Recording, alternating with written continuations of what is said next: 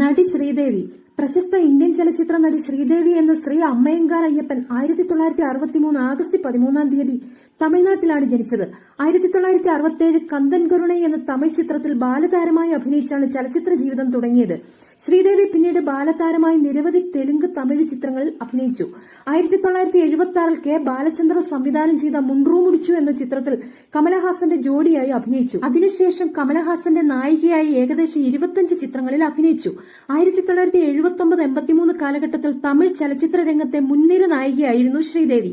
അക്കാലയളവിൽ തെലുങ്കിലും ധാരാളം ചിത്രങ്ങളിൽ അഭിനയിച്ചു. ദേവരാഗം, തുലാവർഷം, ആ നിമിഷം, സത്യവാൻ, സാവിത്രി അടക്കം ഏകദേശം 26ഓളം മലയാള സിനിമകളിലും നിരവധി ഹിന്ദി സിനിമകളിലും വേഷമിടുകയുണ്ടായി. 1996 ജൂൺ 2 പ്രമുഖ ഹിന്ദി ചലച്ചിത്ര നിർമ്മാതാവായ ബോണി കപൂറിനെ ഇവർ വിവാഹം കഴിച്ചു.